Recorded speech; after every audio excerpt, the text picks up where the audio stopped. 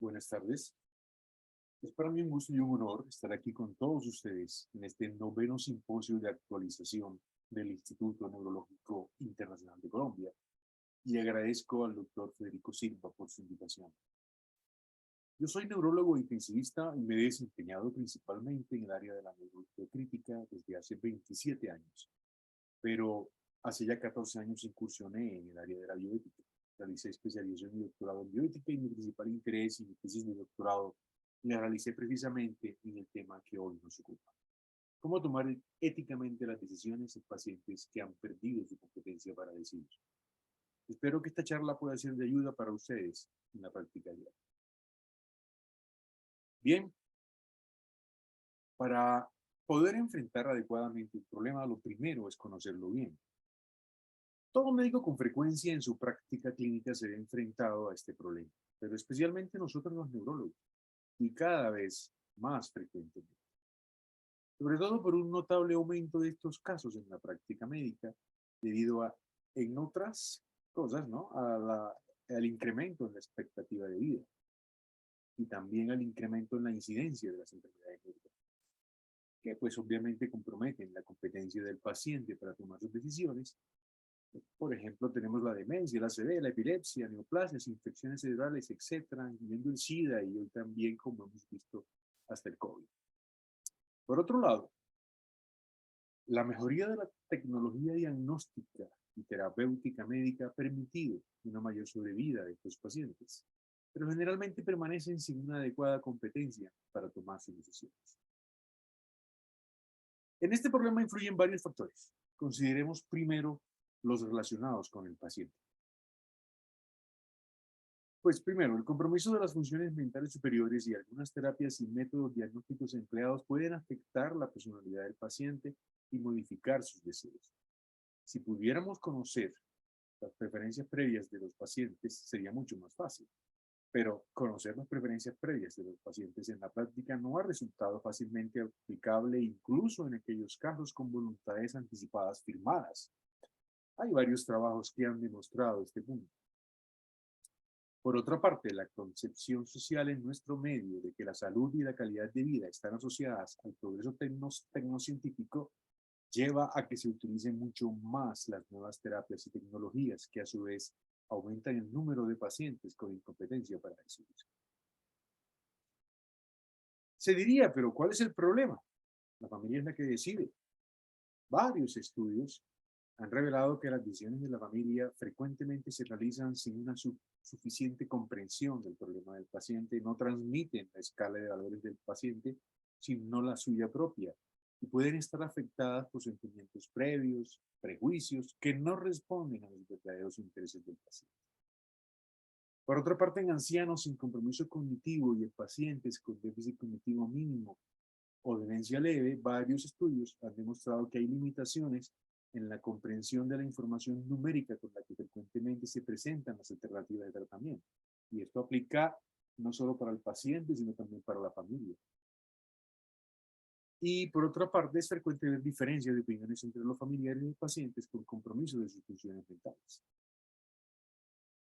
Entre nosotros los médicos también hay varios factores que complican aún más las cosas.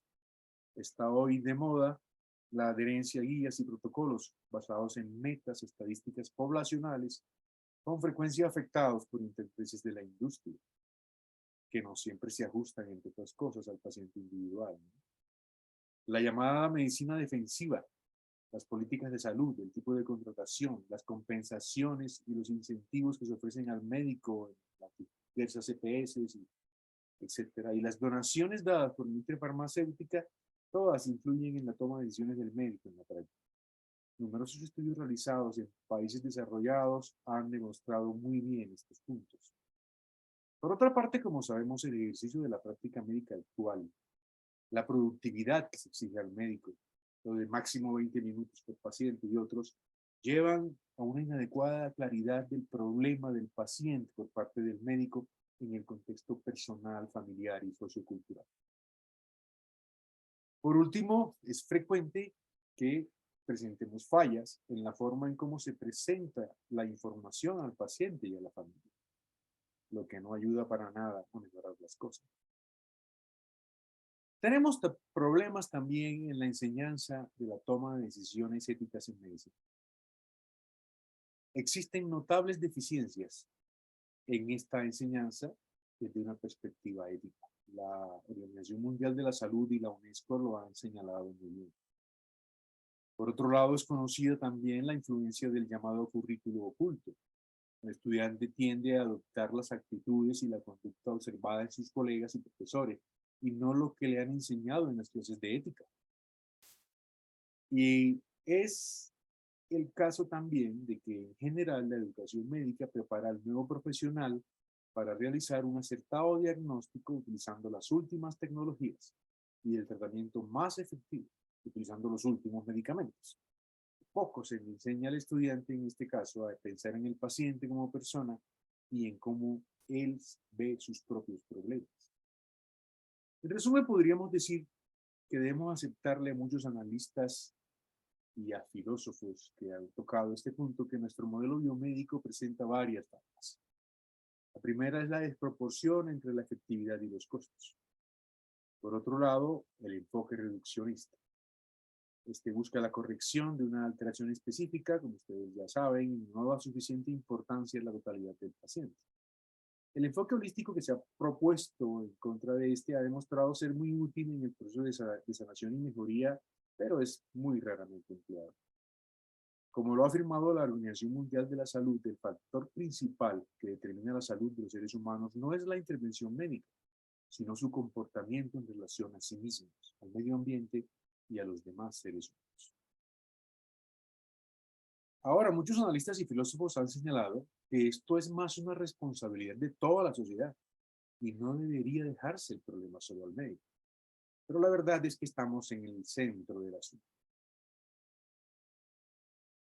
La bioética actual, por su parte, no solo ha cambiado, sino que nos ha aportado a herramientas para la solución del problema, afortunadamente. Por un lado, pues ha habido un cambio de paradigma de la bioética clínica hacia la autonomía del paciente en la toma de decisiones médicas y hoy se da mayor importancia al respeto a la autonomía del paciente con compromiso de sus funciones mentales. Este cambio de paradigma en bioética se vino gestando a nivel mundial desde los 80 en el siglo XX, pero realmente se ha difundido mejor en este siglo. Así, la bioética clínica mundial eh, eh, está basada en este paradigma de la autonomía. Este paradigma social basado en el tradicional paternalismo médico ha sido reemplazado por este nuevo paradigma. Sin embargo, vamos a ver que todavía muchos siguen apegados al paradigma paternalista antiguo. Los 4 principios tradicionales se volvieron insuficientes para atender la complejidad de los problemas bióticos actuales. De modo que la bioética clínica actual ha incorporado otros principios necesarios para resolver los difíciles y cada vez más complejos problemas que se nos presentan. En la reciente pandemia, por ejemplo, varios de estos otros principios se tornaron muy importantes y ayudaron mucho a resolver algunos de los problemas de la pandemia. Los 4 principios tradicionales enunciados por Bouchan y Childress en el 78 aún siguen vigentes. Y en la práctica clínica se da más importancia al principio de la autonomía y al respeto a la persona y a su dignidad. Ahí están enmarcados en un verde oscuro estos 2 principios, autonomía arriba y respeto a la persona y su dignidad para resaltar su importancia.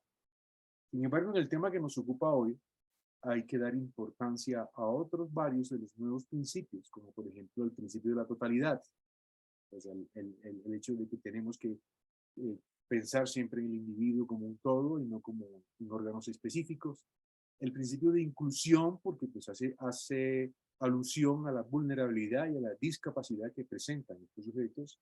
El deber de cuidado, que es el que nos obliga a cuidar de ellos por estar precisamente eh, eh, algo más incapaces.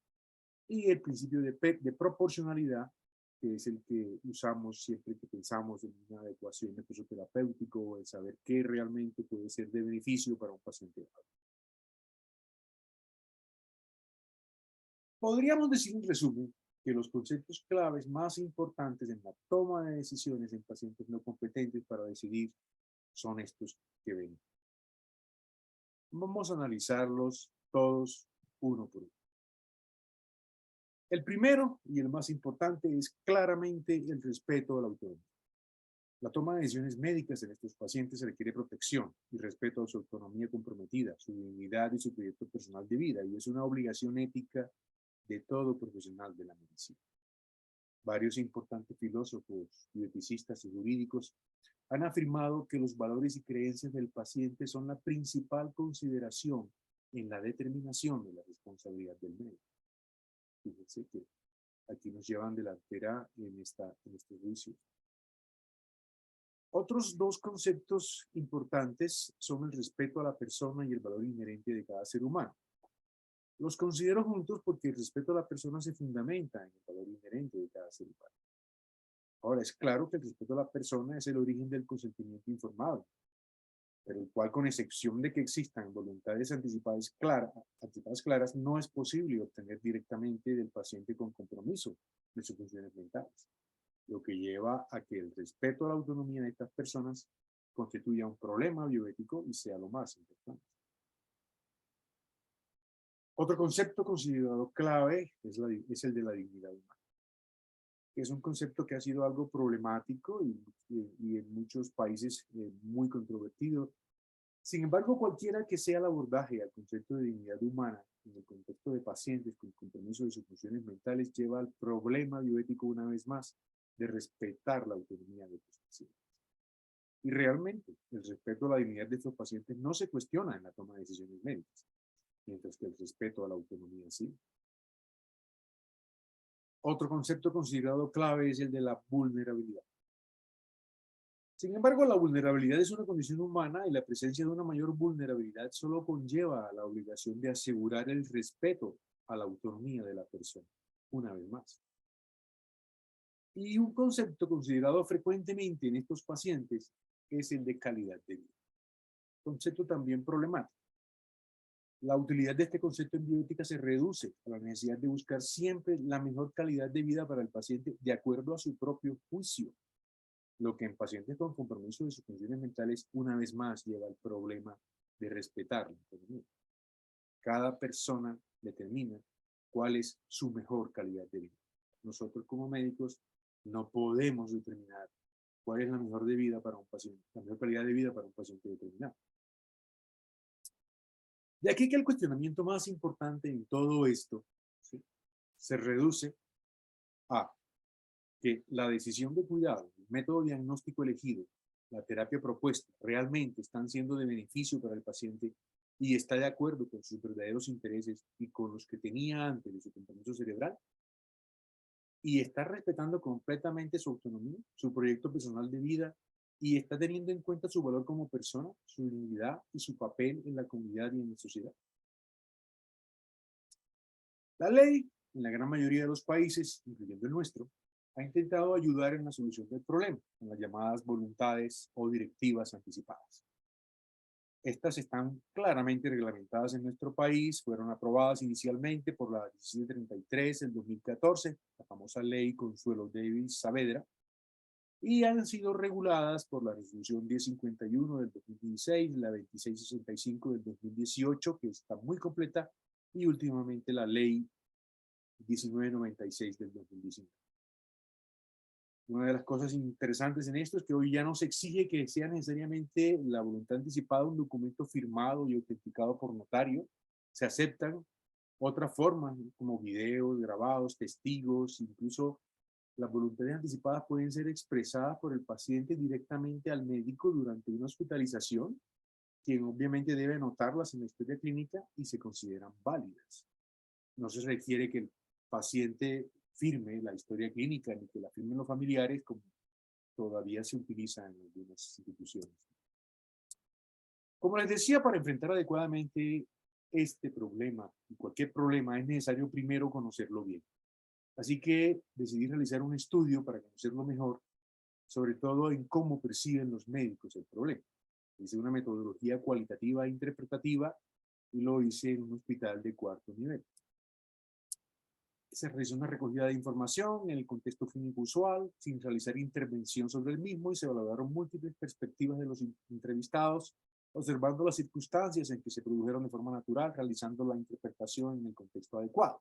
Los entrevistados fueron médicos de ambos sexos, de distintas edades y especialidades, con años de experiencia involucrados en el cuidado de pacientes afectados por una enfermedad neurológica que les produjo un compromiso de su funcionamiento. Todos eran reconocidos como personas de influencia o líderes de opinión dentro de su respectiva área y participaban en la formación de estudiantes de pre y posgrado.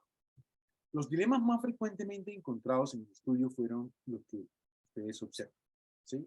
Precisar la irreversibilidad del daño de un paciente, conseguir una adecuada información y consentimiento del paciente o de la familia, muchos cuestionamientos respecto a los deseos de la familia, determinación de voluntades previas, lo difícil que era para ellos, la adecuación del esfuerzo terapéutico era un dilema que frecuentemente se presentaba en estos casos, el hecho de si estaban incurriendo en paternalismo médico, futilidad o encarnizamiento terapéutico era un cuestionamiento muy frecuente para los entrevistados. El nivel de sedación y analgesia obtener, esto era muy interesante porque pues se consideraba mucho que si de pronto era muy alta, estaba favoreciendo que ocurrieran otras cosas. Pues. Orden de no reanimación, la eutanasia, la muerte digna, etc. Y podríamos agrupar los hallazgos respecto a los problemas encontrados en la toma de decisiones, ¿sí? En tres grupos. En el primer grupo estaban los problemas relacionados con la comunicación.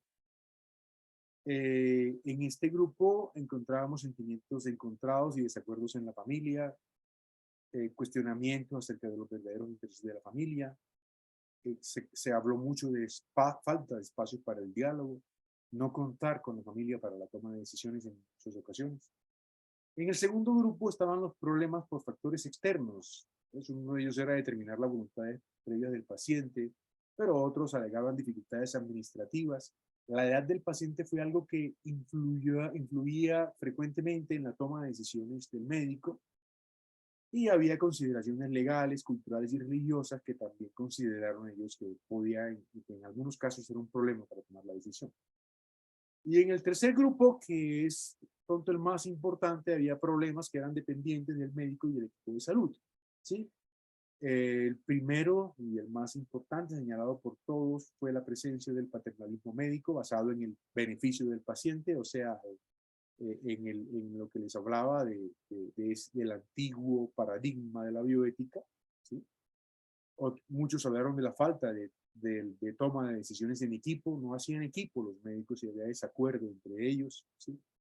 El hecho de que tenían que cumplir ciertos protocolos, normas y procesos a veces podía influir en una toma correcta de decisiones. Muchos hablaron del temor a la crítica y a la demanda como factores que podían estar influyendo en esa toma de decisiones. Alegaron algunos la carencia de una guía en la toma de decisiones y frecuentemente se mencionó las insuficientes redes de apoyo médico y la insuficiente formación en bioética por parte del médico. Esta es otra forma de ver estos diferentes problemas que encontramos. ¿Sí?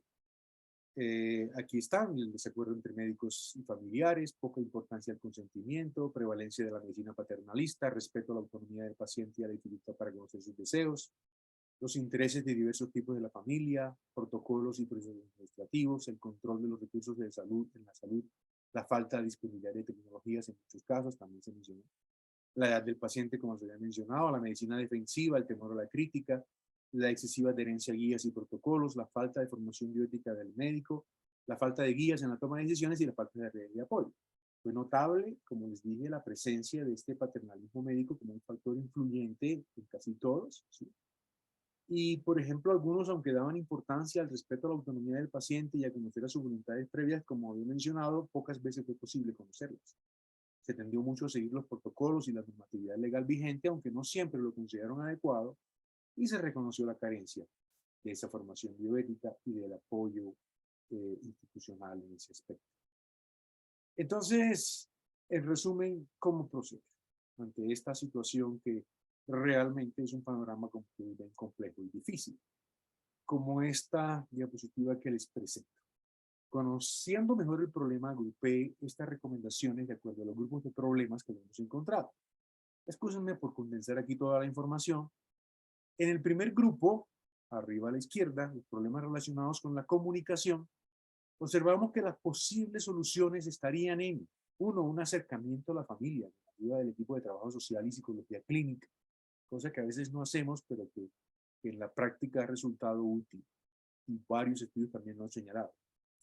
También se ha señalado que educar a la familia para tomar las decisiones de acuerdo a lo que hubiese querido al paciente y no por lo que ellos desearían puede también ser útil, y eso lo puede hacer realmente también el mismo médico en el momento de abordar a la familia. Hay que promover espacios para el diálogo, esto es totalmente claro, y hay que espacios significa no solamente el tiempo, sino el lugar, las condiciones, etcétera. No es dar como la información en el pasillo rápido. Hay que involucrar siempre a la familia en la toma de decisiones, y esto es clave en estos pacientes, y educar al equipo de salud en cómo dar malas noticias, porque hemos notado y notamos que había falta de entrenamiento en esto, y que teniendo un entrenamiento adecuado es probable que todos estos problemas relacionados con la comunicación mejoren. Ahora, en el segundo grupo, las recomendaciones son indagar siempre por las voluntades previas del paciente. No necesariamente tienen que estar escritas ni notariadas, pero hay que indagarlos y mirar si de pronto pudieran ser validadas. ¿Sí? Promocionar la práctica de las voluntades anticipadas en los pacientes que todavía lo pueden hacer. Procurar que la edad del paciente no influya en la toma de decisiones. Es mejor utilizar escalas, y pues a nivel de la bioética mundial se nos criticó mucho por utilizar la edad del paciente en las decisiones en la pandemia COVID, por ejemplo, y en este caso pues es más ético y es mejor utilizar escalas, y tiene menos problemas. Hay que investigar siempre acerca de la cultura y las creencias del paciente y su familia para poder así abordar mejor también los problemas que se presentan en este aspecto. Y en el tercer grupo, que consideramos el más importante, las recomendaciones son, primero, pues promover medidas que permitan que las decisiones médicas se adhieran lo más posible a la voluntad del paciente, y no solamente a lo que la familia diga o a lo que el protocolo o guía médica nos esté diciendo. Hay que fortalecer, y esto sí sería desde las directivas de las instituciones, procesos de apoyo al médico y a las familias a través de psicología y trabajo social. Y esto se puede hacer en una clínica en la que trabajo también. Se ha hecho mediante lo que llaman la psicología del duelo, aunque tal vez la palabra duelo no sea lo más adecuado, pero es un grupo de psicología que apoya al médico en aquellos pacientes que pudieran estar en peligro de fallecer, o que ya han comprometido su conciencia, etc. Un aspecto que de pronto nos corresponde más a los bioeticistas y a los comités de bioética, y en lo que también estamos trabajando, es en elaborar guías para los médicos familiares que faciliten la toma de decisiones, que respete la autonomía del paciente, sobre todo al final de la vida. Y también se recomienda fortalecer en los hospitales la acción de redes de apoyo médico en las que participen distintas especialidades en la búsqueda de la toma de decisiones conjuntas. Generalmente en la práctica la realización de juntas médicas resulta muy útil en estos casos. Y por último, pues fortalecer en general la formación bioética a través de comités bioéticos y en las universidades, en pre y posgrado. Entonces, para resarcirme ustedes por la complejidad de la diapositiva anterior, les traje esto, que son las recomendaciones más importantes, y ya para finalizar, las menciono porque es muy importante que las tengamos en cuenta. Buscar acuerdos con colegas, eso es muy importante, porque muchos de los problemas se suscitan porque precisamente no hablamos entre nosotros, y uno dice una cosa a la familia y el otro otra, y porque no se deben tomar estas decisiones difíciles nunca solos. Es mejor hacer junta médica. Recuerden que junta médica son solo más de dos, o sea, tres o más, tres es junta médica. Lo ideal es siempre involucrar varias especialidades que tengan que ver con el problema del paciente. Tenga siempre en cuenta primero la voluntad del paciente. Eso es primero que todo, no es la voluntad de la familia, es la voluntad del paciente, y a la familia hay que hacerle pensar en la voluntad del paciente. Indague siempre por las voluntades anticipadas, así estas no sean escritas. Solicite apoyo al comité de bioética en los casos difíciles, y la más importante de todas, creo yo, haga equipo con la familia.